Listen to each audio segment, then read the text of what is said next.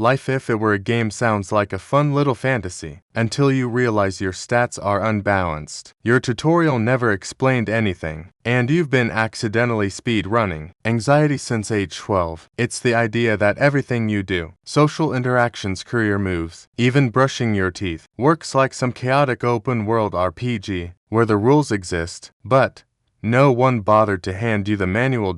Let's get right into it. Number 10. Character creation regret. Imagine being born and realizing you skipped the character customization screen entirely. No sliders, no presets, just randomize and boom, you're locked in for the entire campaign. Somewhere out there, someone got max charisma and good bone structure, while you accidentally invested all your points into overthinking and knows random facts about octopuses. In gaming terms, this is called poor stat allocation. In real life, it's just Tuesday. Your brain, though, treats this like a solvable problem. It constantly compares your build to others. That's social comparison theory. Your mind measuring your abilities and worth against people who seem to be playing on easier difficulty settings. It's why scrolling through social media feels like watching other players with premium skins and unlimited in-game currency. But here's the twist. You're not actually seeing their full character sheet. You're seeing the highlight reel, their critical hits, not their missed attacks, or weird side quests where they cried in the bathroom for 40 minutes. Basically, your brain is judging your raw gameplay against someone else's edited trailer, which is like quitting a game because someone else beat the boss on New Game Plus with mods. Congratulations, you didn't mess up your character. The UI is just lying to you. Number 9. The invisible XP grind. Somewhere along the way, life decided to turn everything into a hidden experience system. You don't see the numbers, but they're there. Every awkward conversation plus to social XP. Every failure plus 10 resilience, whether you asked for it or not. The problem is your brain hates invisible progress. Humans are wired for feedback loops. That's dopamine doing its little victory dance. When you complete a task in games, you get flashy notifications, satisfying sounds, maybe a glowing level up. In real life, you get nothing. Maybe a headache.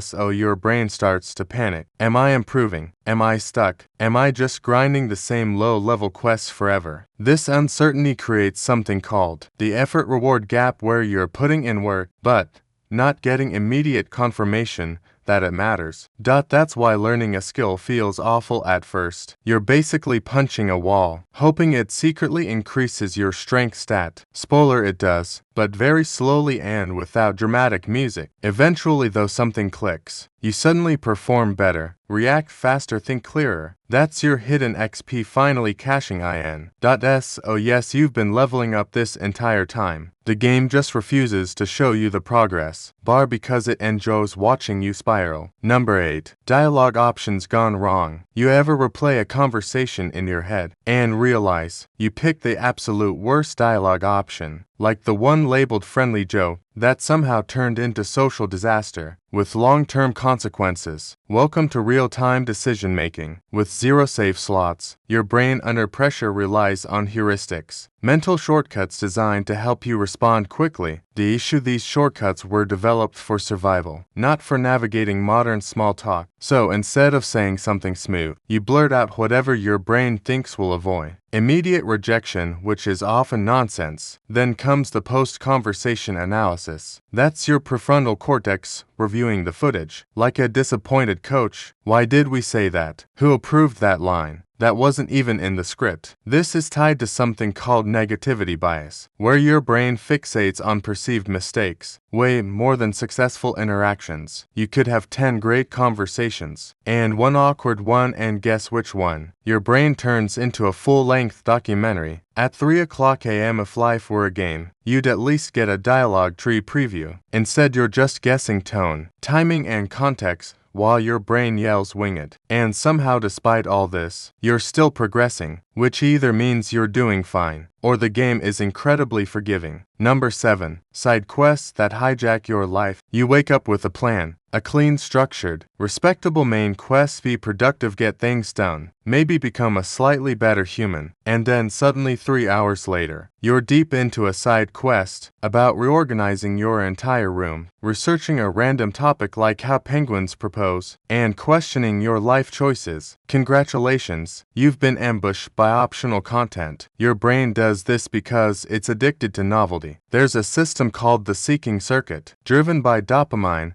that pushes you toward anything new, interesting, or slightly distracting. It's why starting something fresh feels exciting, while continuing something important feels like chewing cardboard. In game terms, your brain keeps abandoning the main storyline to chase shiny side quests with zero long-term reward. Write your report becomes watch 17 videos about ancient civilizations, which somehow turns into learn basic Egyptian phrases for no reason. And the worst part, side quests feel productive. They trick you into thinking you're progressing because you're doing something, but deep down you know the main quest is sitting there, quietly judging you still. Not all side quests are useless. Some of them unlock unexpected skills, ideas, or weird knowledge that randomly becomes useful later. Life just doesn't tell you which ones matter. S0 You wander distracted but evolving, like a player who refuses to follow the storyline, yet somehow still finishes the game. Number 6. The energy bar is broken. If life were a game, you'd have a clear energy bar. You'd know exactly how much stamina you have left before collapsing dramatically on the floor. Instead, your body gives you vague hints like meh, or and why does everything feel illegal right now? This is because your energy isn't one single resource. It's a chaotic mix of physical, mental, and emotional fuel, and your brain is terrible at managing all three at once. There's something called ego depletion, the idea that decision-making drains your mental energy. Over time, every choice what to wear, what to eat, whether to reply to that message, chips away at your capacity. By the end of the day, your brain is basically running on low battery mode, making questionable decisions, like eating snacks you didn't even want. Meanwhile, your body doesn't send clear notifications. There's no energy 12% flashing on your vision. Instead, you just feel weirdly tired, slightly irritated, and suddenly incapable of doing basic tasks, like answering emails, without existential dread. S0 What do? You rest kind of, but even rest is confusing. Scrolling your phone feels like a break, but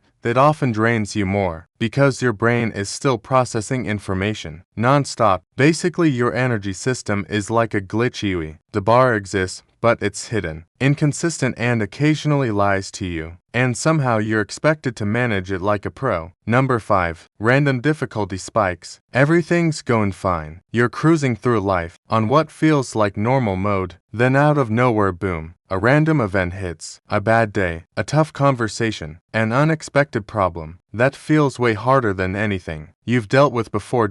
And no warning, no gradual build-up, just chaos. In games, this would be called a difficulty spike. In real life, it's just life being dramatic. Your brain reacts to these moments using something called the stress response. When faced with a challenge, your body releases cortisol and adrenaline, preparing you to fight, flee, or awkwardly freeze, all overthinking everything. The problem is your brain doesn't distinguish well between real danger and emotional stress. A difficult email can trigger a similar response to an actual threat. So now you're sitting there, heart racing, staring at your screen like it personally offended you. And because these spikes are unpredictable, your brain starts trying to anticipate them constantly. That's anxiety. Your mind attempting to preload every possible worst-case scenario, so you're never caught off guard again. It's like your brain installed a mod that makes every level feel suspiciously dangerous, even when nothing is happening. But here's the weird part. These spikes are also where growth happens. They force you to adapt, learn, and level up in ways easy moments never could. SOS life occasionally throws you into boss fights you didn't sign up for, but somehow you keep surviving them, which either means you're stronger than you think, or the game just refuses to let you quit. Number 4. NPCs with main character energy. You walk into a room thinking you're the main character. Obviously, this is your story, your decisions, your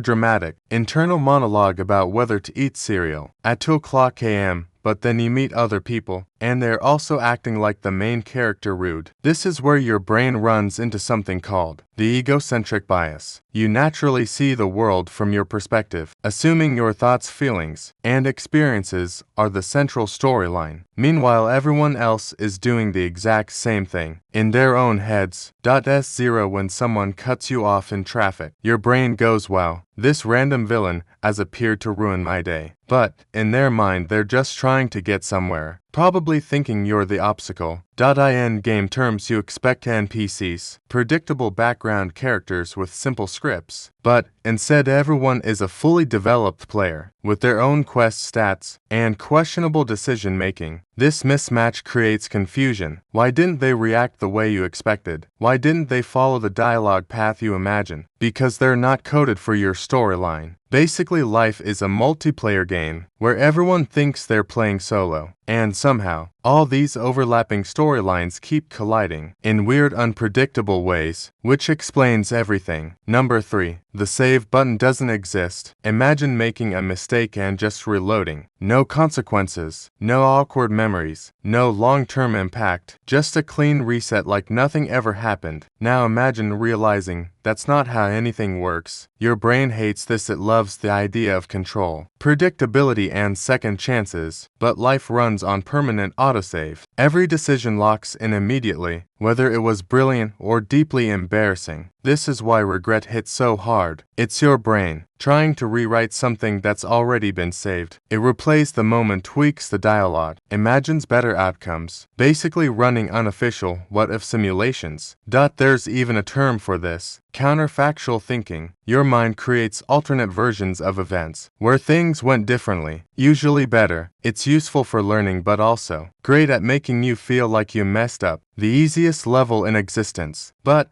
here's the twist: if you could actually reload, you'd probably never move forward. You'd get stuck perfecting the same moment, over and over, afraid to commit to any path. S0 The lack of a save button is kind of the point. It forces progression even when it's messy. Basically, life said no retries. Good luck, and somehow you're still playing. Number 2. The tutorial never ends. At some point, you probably expected life to stop feeling confusing, like there would be a moment where everything makes sense, and you finally understand how to play properly. That moment does not exist. Instead, you're in a permanent tutorial level, disguised as real gameplay. You learn one thing: how to handle schoolwork, relationships, and then the game immediately introduces new mechanics, taxes, social dynamics, emotional regulation, whatever being an adult is supposed to mean. This constant learning loop is tied to neuroplasticity, your brain's ability to adapt and rewire itself based on experience. It's incredibly powerful,